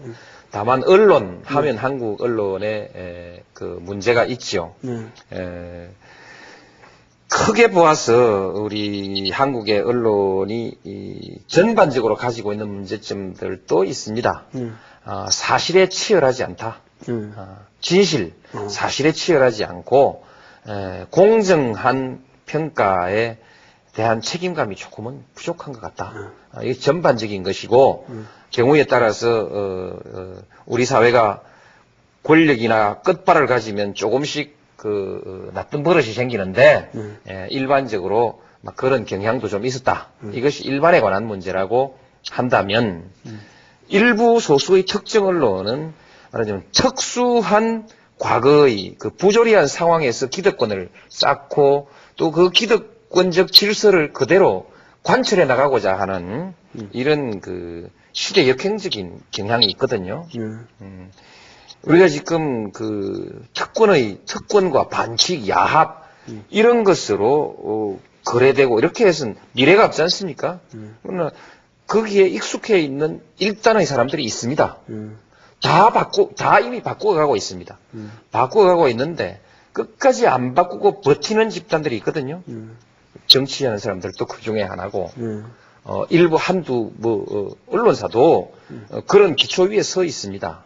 이것은 근데 그것이 그냥 자기들끼리 걸으면 좋겠는데 저를 하도 못 살게 하니까 나도 자구적인 방어를 해야 되지 않겠습니까? 이 두 가지가 겹쳐 있는 상황에서 저는 언론 일반을 개혁하라고 했다기보다는 공격을 막아내기 위해서 방어했을 뿐입니다. 그런데 지금 말씀하신 데서 가장 그 핵심적인 게 나는 개인적인 내가 피해를 보기 때문에 그거를 방어한 거라는 얘기가 국민들에게 설득력이 별로 없단 말이죠. 무슨 얘기냐면은 대통령 정도 됐으면 개인적인 관계에서의 언론과의 관계는 오히려 양보를 해도 언론의 근본적인 문제에 대해서 국민이 각성하고 그것을 참여할 수 있는 근원적인 대책을 가지고 어떤 시스템을 바꿔놓는 그런 거를 해야지 그런 어떤 개인적인 감정을 가지고 자꾸만 언론을 대응하는 것 같다. 그러니까 여기에 대해서 보다 예를 들면 언론의 배급 체계를 완벽하게 고친다든가 뭔가 이런 그 근원적으로 언론에도 기업에도 도산이 있는데 왜 언론이라고 그것이 잘못하면 부침이 있어야 되는데 그런 게 없는 그냥 카르텔을 형성해가지고 꽉 뭔가 이렇게 움직이지 않게 돼 있다. 이런 거는 문제가 있다면 뭔가 그런 걸 체제를 바꿔야 된다. 이런 얘기를 하는 거죠. 드디어 우리 이제 김 선생님께서 논쟁적으로 문제 제기를 하거든요. 두 개가 다르지 않습니다. 제 개인의 문제라면 저 안 싸웁니다. 개인이 경험하고 있는 일이고 겪고 있는 일이지만 저 개인의 문제가 아니기 때문에 피해갈 수도 없고 물러설 수도 없게 된 것입니다. 그래서 개인의 문제가 아니고요. 그 다음에 이제 전체적인 제도를 고치는 것이 중요하지요. 그러나 그 제도 개혁이라는 것은 현실적으로 가능한 상황에서 그것이 실현될 수 있는 토대를 가지고 있을 때 그 개혁을 주장하고 실천하는 것이지 그것이 되지 않을 상황에 있을 때는 안 되는 일은 끄집어내면 신용만 떨어지고 그렇게 되기 때문에 제도 개혁에 관한 문제는 제가 지금 그 얘기하는 것이 적절치 않다 생각하고 다만 이 시점에서 사실 하나하나 이 매우 중요한 문제입니다. 궁극적으로는 제도보다 더 중요한 것은 그 시기에 당사자들의 반응입니다. 전 국민이 저처럼 반응한다면 우리 언론 제도 고칠 필요 없습니다. 제도 고치지 않더라도 정확하고 공정해질 수밖에 없는 것입니다. 그렇기 때문에 이렇게 지금 해나가고 있고 요컨대 이런 논리가 무엇보다 중요한 것은 많이 달라졌지 않습니까? 네, 많이 달라졌습니다. 우리 공무원들이 아주 좋아합니다. 이제 당당하게 맞은 건 맞다, 아닌 건 아니다라고 할 수 있게 돼서 이것만은 정말 잘 된 것 같다. 그렇게 생각하고 있고 많은 언론인들도 우리도 바뀌어야지 잘 된 거 아니냐 이렇게 평가하고 있습니다. 그리고 마지막으로 너무 시간이 흘러오기 때문에 그냥 지금 이렇게 좀 말이 가는 것 같으니까 이게 좀 끝나가는데 우리나라의 미래에 가장 시급한 것이 사실은 중국의 변화에 대한 대비입니다. 예를 들면은 이제 YS 시대는 세계화, 하여튼 DJ 시대는 IT, 이런 뭔가 역점이 있어서 이렇게 해왔는데, 제가 보기에는 노무현 시대는 뭔가 이 중국의 변화에 우리가 확실한 대응을 하지 않으면 우리가 살아남을 수가 없다. 근데 사실은 예를 들면 우리가 중국을 너무 우습게 보는데 포항공대에 있는 가속기 핵심 기술도 이미 중국 사람들이 와서 설치해 준 겁니다. 그리고 그 중국이라는 데는 기초과학 분야에 있어서 우리보다 훨씬 더 선진돼 있는 측면이 있고, 그리고 또 지금 모든 거기 개혁의 변화 스페이스가 아주 빠르게 움직이고 있단 말이죠. 그리고 특히 인재 배양에 있어서 엄청난 효과를 누리고 있고, 그래서 이러한 변화에 대해서 과연 어떻게 우리가 이 중국의 변화에 대처할 것인가 하는 문제도 한번 좀 잠깐 언급해 주시죠. 가장 중요한 것이 그것을 위협으로 생각하고 두려워하는 것이 아니라 기회로 생각하고 능동적으로 대응해 나가는 것입니다. 자신감입니다. 많은 시골 사람들이 서울로 올라왔습니다. 서울에서 지금 살고 있는 사람은 새로 올라오는 시골 사람보다 훨씬 더 똑똑하다고 볼 수 있는데 거기 시골 사람들이 올라와서 당당하게 경쟁하고 당당하게 말하자면 뭐 주류라고 할까 성공들을 거두어 나갑니다. 왜 서울 옵니까? 시장이 크니까 오는 거 아니겠습니까? 우리 한국에서 1시간, 2시간 거리에 있는 이 거대한 중국에 거대한 시장이 새롭게 떠오르고 있습니다. 떠오르고 있는데 한국으로 봐서는 이보다 더 좋은 기회가 어디 있겠습니까? 드디어 한국이 도약할 수 있는 기회를 맞이한 것입니다. 한국이 그만한 역량이 있지 않습니까? 예, 중국 사람들도 아주 유능하고 우수하고 유능한 민족이지만 우리 한국 국민들이 질 이유가 없지 않습니까? 앞서갈 수 있습니다. 앞서갈 수 있고 또 장기적으로 보면은 나란히 가면 되는 겁니다. 그보다 더 큰 것은 적어도 한국의 국력은 앞으로 일본도 한국을 적대하고는 중국을 다루기가 어렵고 중국도 한국을 적대하고는 일본을 다루기가 어려운 그런 정도의 국력을 이미 가지고 있고 앞으로 가지고 갑니다. 아주 그래서 옛날에 우리가 한말에 열강의 침탈을 받았던 그 시대의 불행했던 기억에 자꾸만 가위 눌려서 발목이 잡혀서 두려워하는 이런 자세를 버려야 됩니다. 자신만만. 그래서 동북아 시대는 공동의 평화와 번영의 시대이고 또 집단 안보 내 공동 안보의 시대가 열리고 그런 가운데 한국이 이 경제에 있어서 아주 중심에 최고 1등은 1등이고 그거 아니라 실질적으로 중심적인 위치를 저는 이 주변 사람들이 한국이 있어서 참 우리한테 좋다 이런 나라가 돼야 될 것 같고, 그리고 깔보지 못하는 그러려면은 경제하고 국방이 굉장히 중요한 문제죠. 자주국방이라든가. 근데 이런 것들과 관련해서 예를 들면 아까 그 민주주의에 관한 얘기도 했지만은 민주주의의 원칙이라고 하는 것은 뭔가 상당히 추상적인 거거든요. 국민들의 기본 권리를 보장한다든가. 그러나 국가의 모든 다양한 제도를 운영하는 방식은 반드시 민주라고 하는 말만으로서는 해결되지 않는 분야가 너무 많습니다. 예를 들면 군대 조직이 민주적으로 운영될 수는 없는 거 아닙니까? 그러니까 이런 면에서 너무 우리가 노 대통령께서 너무 민주에 대한 환상을 불어넣는 건 아니냐, 이런 우려가 또 있단 말이에요. 이게 뭔가 민주라는 건 너무 추상적인 말이라서 거기에 대해서 보다 구체적인 인식이 필요할 것이다. 그래서 노 대통령님도 그런 면에서 더 좀 깊고 더 깊은 공부를 좀 하셨으면 좋지 않을까 이렇게 생각합니다. 예, 공부를 하겠습니다.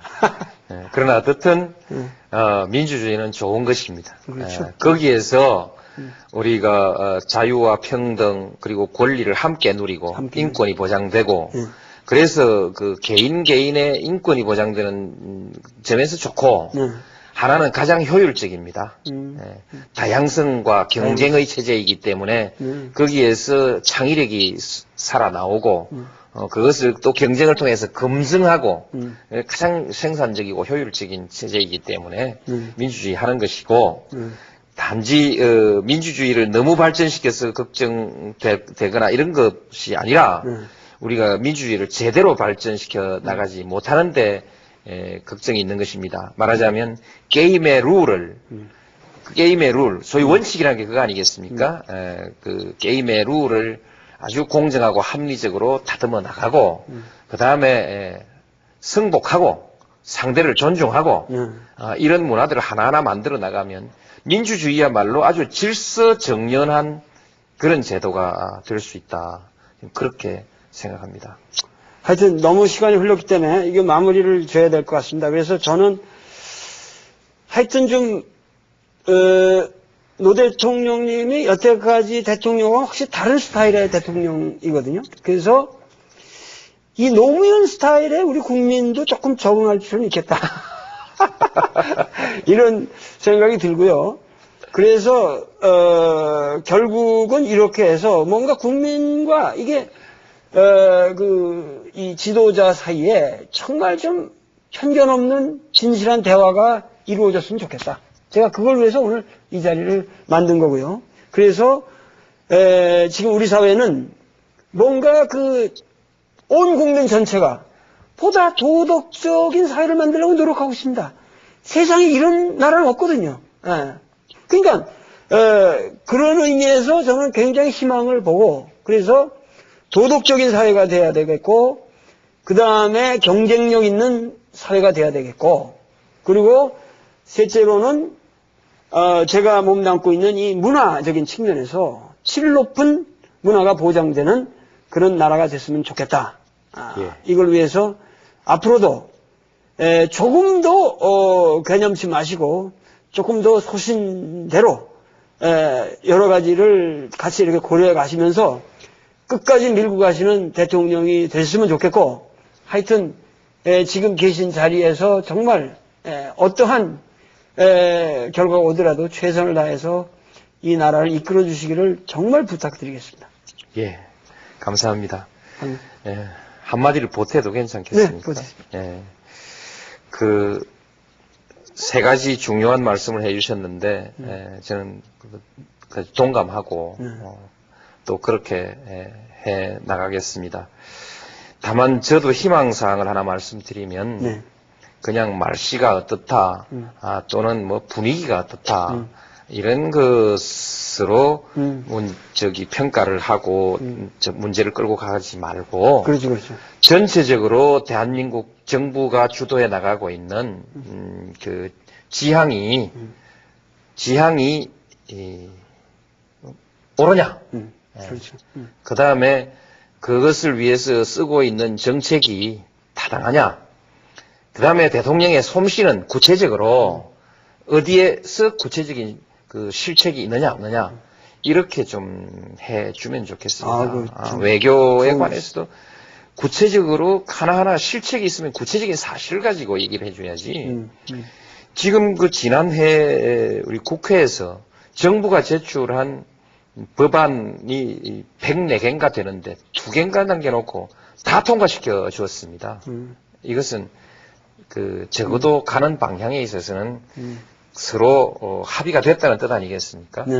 그래서 이런 구체적인 정책과 구체적인 행위에 대한 평가 이런 것을 가지고 자세, 역량 이런 것들을 구체적으로 평가하는 그런 평가가 됐습니다. 중요한 말씀입니다. 저도 평생을 씹혀 산 사람인데 아주 공감합니다. 이 동병상련인데 뭔가 도레미 스타일 이런 거에 자꾸 흠을 잡거든요. 사람의 삶의 스타일. 나보고 베토벤 음악 듣는데 그건 베토벤 음악 듣지 말아라 이러면 할 수 없는 거거든요. 그러니까 그런 말의 스타일이라든가 삶의 스타일에 관한 얘기를 이제 그만하고 그 사람의 논리 그리고 가치관 여부를 가지고 우리가 철저하게 평가를 해야 된다. 앞으로 그건 저도 말씀드리고 싶어요. 아주 그런 사회가 됐으면 저도 좋겠습니다. 예. 열심히 하겠습니다. 이 장시간 너무 이거 좀 정말 감사합니다. 변명으로 말씀드리면 좀 피하기 어려웠던 그런 과정들이 있었습니다. 대통령이 될 때까지 그 정치를 중단할 거냐, 계속할 거냐의 그 선택을 고민했던 때도 들어 있었지만 조금 더 가보자. 그래도 이렇게 해서 왔는데 어쨌든 그 문제에 관해서 제가 지금 할 수 있는 일은 제 스스로 결정하는 것이 아니라 국민들의 결정을 기다리는 수밖에 없습니다. 후보가 되고 나서 이 후보의 처지가 호랑이 등에 탄 사람 처지여서 내릴 수가 없습니다. 그렇고 지금 현재는 제가 어쨌든 큰 그 합성 버스에 운전대 타고 있습니다. 적절한 시기에 국민들의 평가에 의해서 내리라는 명령을 받기 전에 덜렁덜렁 내가 차 세워놓고 내리겠다. 그렇게 할 수도 없는 것이 제 처지입니다. 이번 총선을 거치면서 국민들의 뜻이 어디에 있는지 제가 잘 판단하고 존중해서 처신하겠습니다. 그런데 아니 그런 게 중요한 게 아니라 저의 관심으로 볼 적에는 그게 뭐 몇 푼이 오갔냐 안 갔냐 그걸 알았냐 모르냐 이런 중요한 문제보다도 하나의 그러한 도덕적인 명분을 내놓고 그 과정으로 해서 대통령이 된 사람의 입장에서 그 과정에서 최소한 나는 도덕적인 꺼리낌은 없었다라는 얘기는 할 수 있어야 되지 않는가? 그러면 좋겠죠. 그렇게 말할 수가 없는 것이 저로서는 매우 안타깝고 힘든 처지입니다. 다만 이제 어쨌든 버스 운전대에서 제가 운전을 해야 되는 처지가 됐습니다. 열심히 버스가 안전하게 목적지 또는 중간 목적지까지 가도록 어쨌든 저는 제 최선을 다해야 되는 다 할 생각이고요. 그다음에 이제 그런 허물이 없으면 좋습니다. 그러나 허물이 생겨버린 겁니다.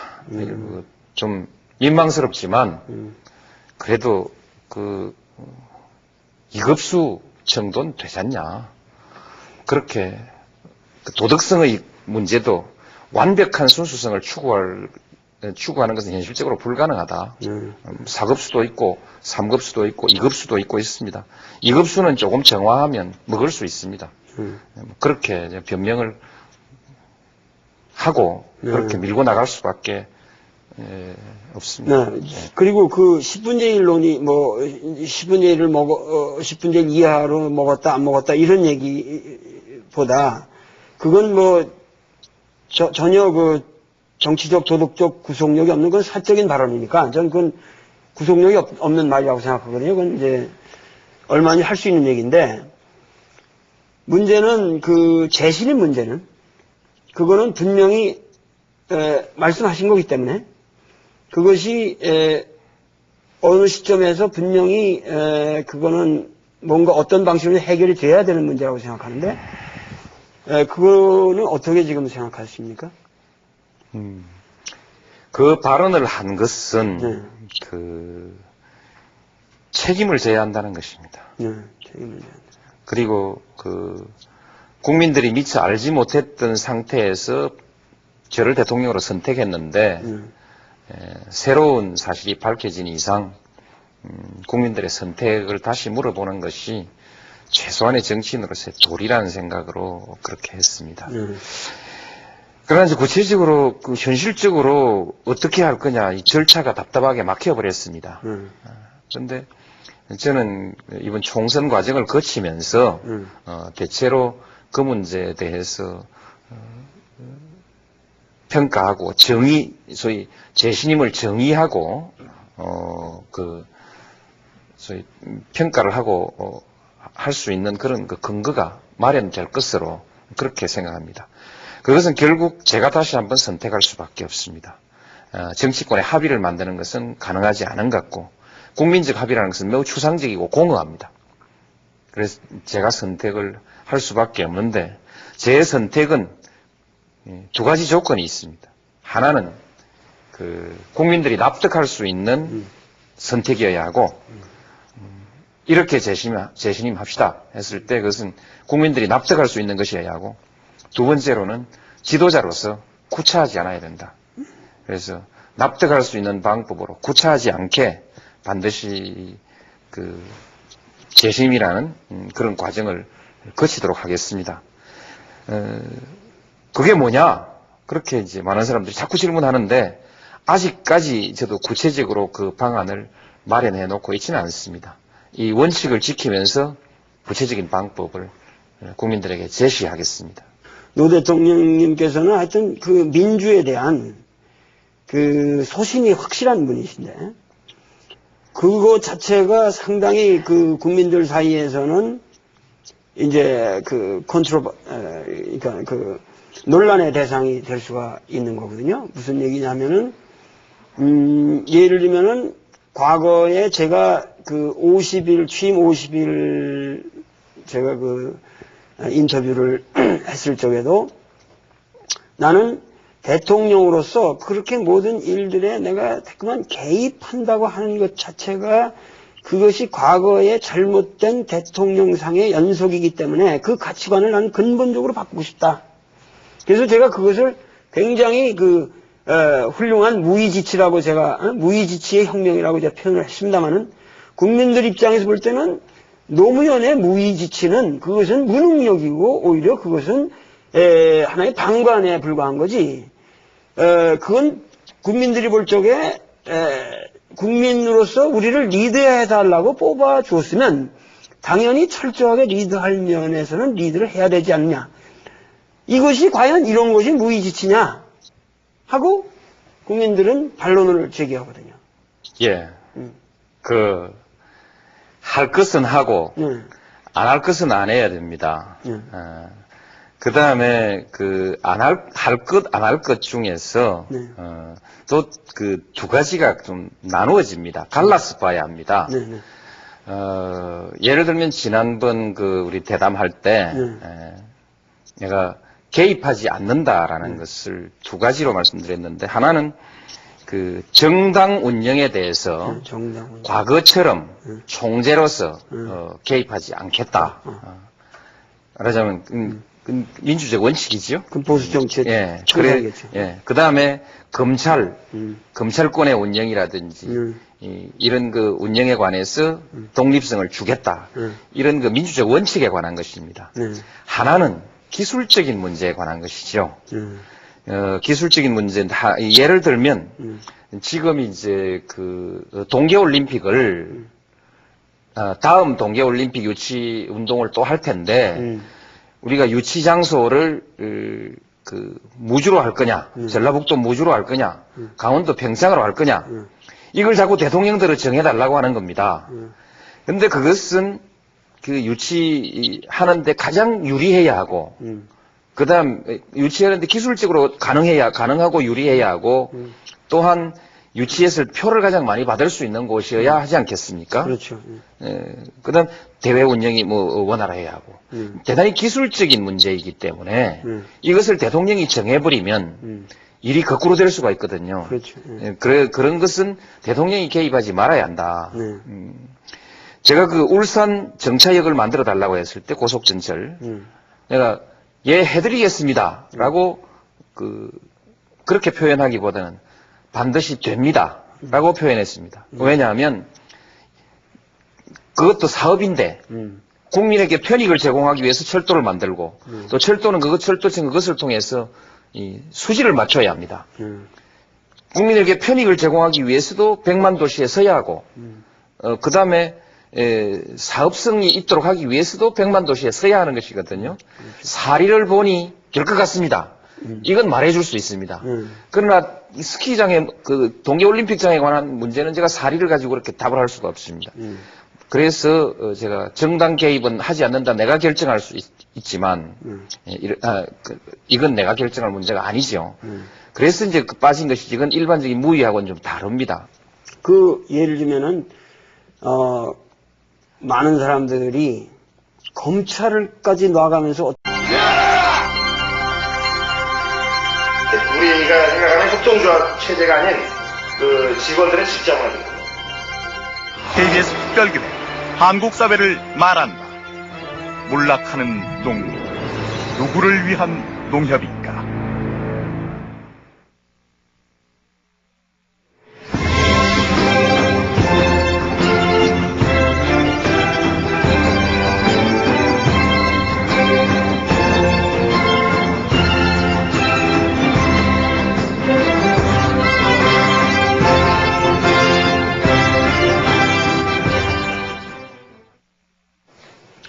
대통령 취임 1주년이 되셔가지고, 이렇게 제가 이렇게 뵙고 말씀드릴 수 있는 기회가 생겨서 저는 정말 기쁩니다. 그리고 이런 기회를 통해서 국민들이, 우리나라가 역사가 정말 바르게 가고 있는지 안 가고 있는지 궁금해 하는데, 그런 궁금증이 좀 많이 풀렸으면 좋겠습니다.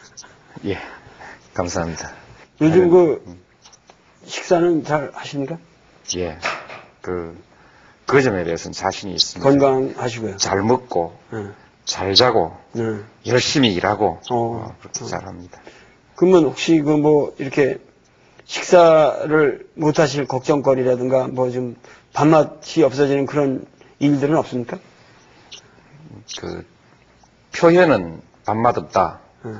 정말 밥맛이 떨어진다. 이런 말을 쓰지만, 실제로는 걱정은 걱정이고, 밥은 밥이고, 관계가 없습니다.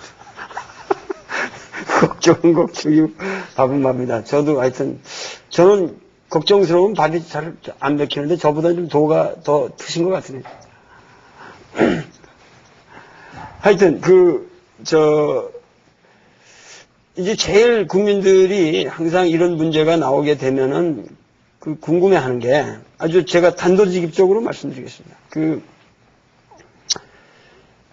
그러니까 지난 대선 때 제가 한번 이렇게 뵙고 취재를 했었거든요. 그때 후보자 시절에. 그때 말씀하시는 게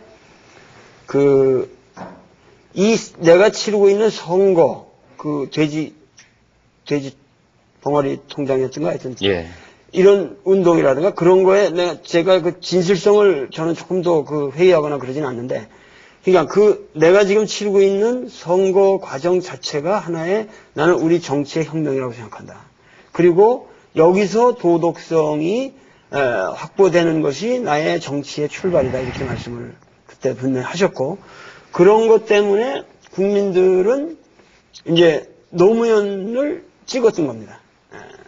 예. 그런데 여태까지 이제 지난 1년 동안에 가장 국민들이 자질구레한 말실수라든가 그걸 저는 실수라고 생각 안 하지만은 하여튼 그런 거 가지고 국민들이 실망을 느낀 것이 아니라 가장 큰 문제는 그러한 도덕성을 가지고서 그런 도덕적인 과정에 의해서 대통령이 됐다고 자부하는 그 사람이 그 과정에서 비도덕적인 돈을 먹었다든가 돈을 먹은 걸 하여튼 간접적으로 알았다든가 이런 이중성이 있으면은 그것은 안 되지 않느냐.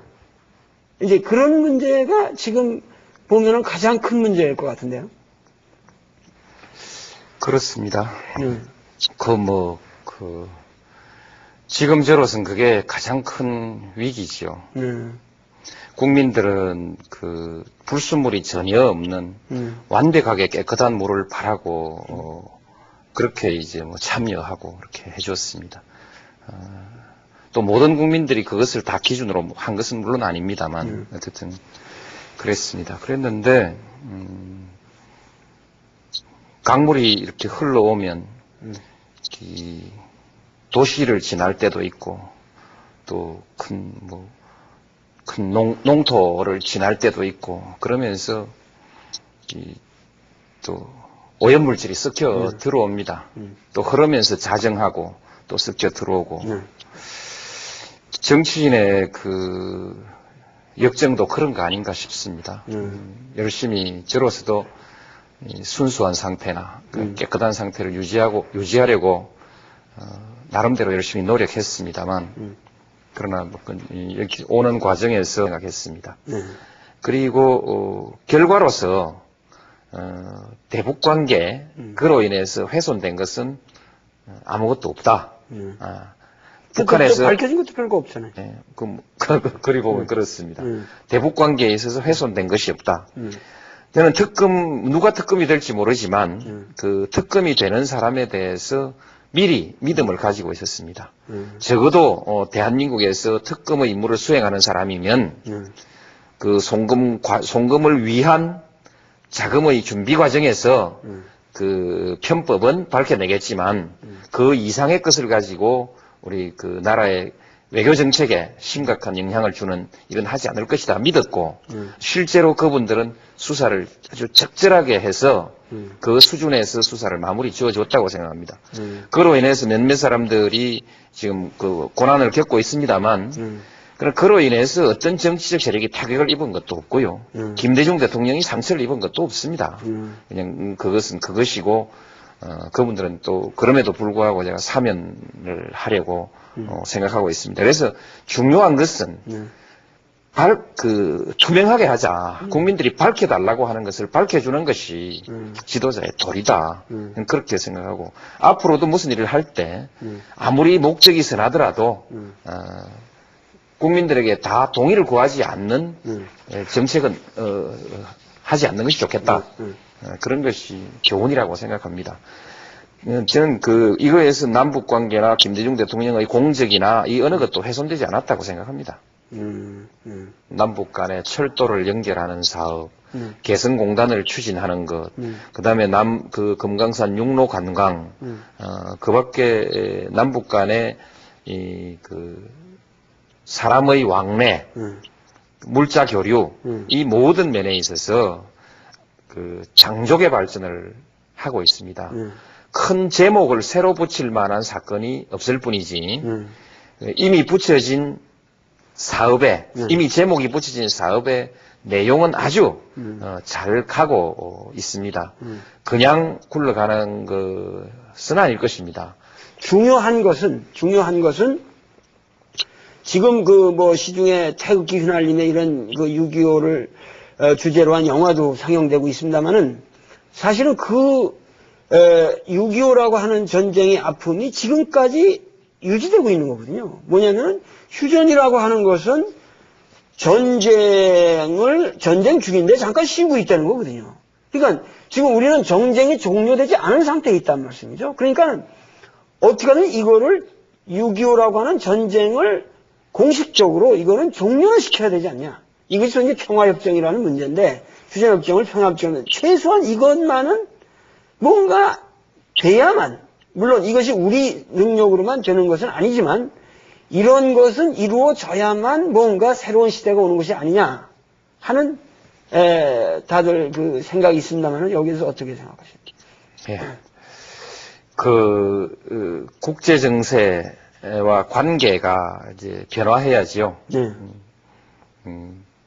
어떤 냉전 체제에서 세계 질서가 미국의 일극 체제 쪽으로 점점 기울어져 가고 있는 것이 사실입니다.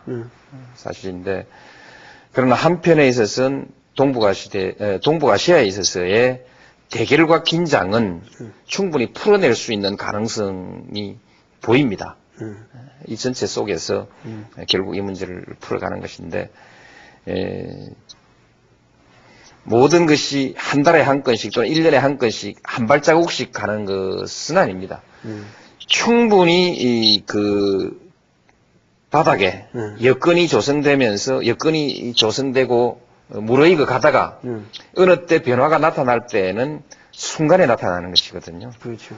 그래서 남북 관계의 변화도 지금 여러 가지 여건이 조성돼 가고 있습니다.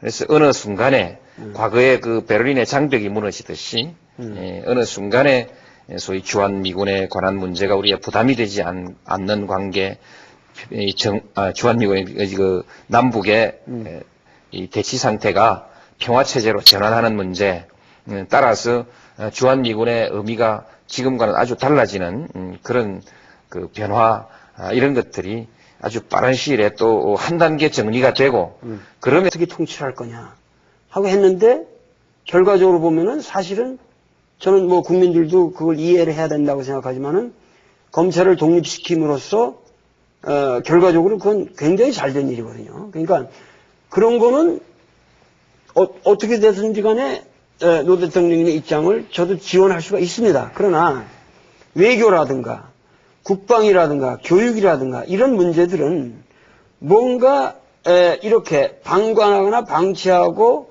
뭐 방관 방치를 안 하더라도 민주적인 과정으로만 이루어지는 문제들은 아니거든요. 그러니까 그런 문제에 대해서 확고하게 풀 것과 풀지 않을 것을 구분하는 그러한 리더십. 그러니까 이것이 말씀하시는 바 여태까지 강력한 리더십이라는 것이 민주주의의 함정이다.